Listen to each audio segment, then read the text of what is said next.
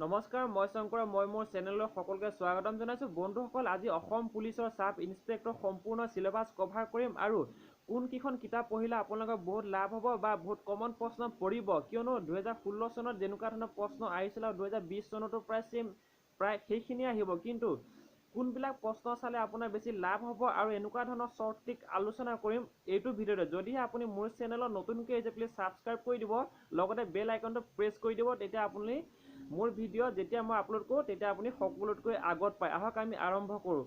প্ৰথম কথা হ'ল, যোনটো ৰিটেন টেক্সটটো 100 মাৰ্কছৰ হ'ব আৰু নেক্সট হ'ল আপোনালোকৰ OMR বেছ হ'ব, অৰ্থাৎ অফলাইনত আপোনালোকৰ এক্সামটো হ'ব।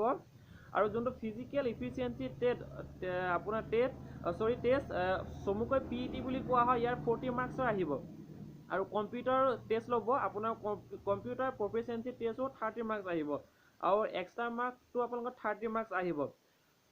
টোটেল হ'ল 100 মাৰ্কছটো অলৰেডি হৈ গ'ল। বন্ধুসকল, চিলেবাছটো যদি চাওঁ, মেথছ আহিব, ৰিজনিং আহিব, কাৰেণ্ট এফেয়াৰ্ছ আহিব, জিঅ'গ্ৰাফী আহিব, ইকনমিক আহিব, হিষ্ট্ৰী আহিব আৰু ইণ্ডিয়ান হিষ্ট্ৰী আহিব।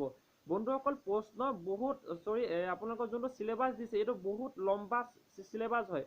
আপোনালোকে যদি সকলোখিনি যদি চাব যায়, আপোনালোকৰ এক্সাম কোৱালিফাই কৰাটো বহুত টান হ'ব। সেইকাৰণে আপোনালোকে বিশেষ 3টামান ছাবজেক্টত আপোনালোকে ধ্যান দিয়ক।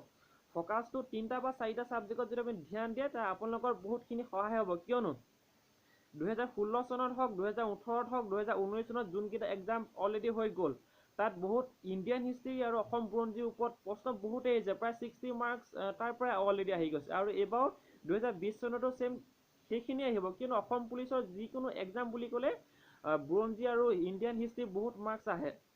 আপোনালোকে এই দুটা ছাবজেক্টত বেছি ধ্যান দিয়ক, বুৰঞ্জীৰ ওপৰত বেছিকৈ ধ্যান দিয়ক আৰু ইণ্ডিয়ান হিষ্ট্ৰী। মই দুখনমান কিতাপৰ কথা ক'ম, আপোনালোকে এই দুখনমান চাব পাৰে, কিন্তু আপোনালোকৰ বহুত লাভ হ'ব আৰু তাৰ পৰা বহুত কমন প্ৰশ্ন পৰিব। কিয়নো মই আগতো যোৱা বছৰ যোনখিনি হৈ গ'ল এক্সাম, মই যোনখিনি চাইছিলোঁ এইবিলাক কিতাপৰ চাইছিলোঁ, তাৰ পৰা বহুত মাৰ্কছ তাৰ পৰা কমন পৰিছে।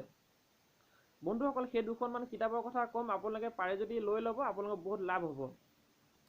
বন্ধুসকল, প্ৰথম কথা হ'ল শৰাইঘাট ইয়েৰ বুক, এখন বছৰলি আহে। বন্ধুসকল, এইখন আপোনালোকৰ দামটো প্ৰায় 330 টকামান ল'ব। কিতাপখনো ডাঙৰ আছে, এইখন চাব পাৰে।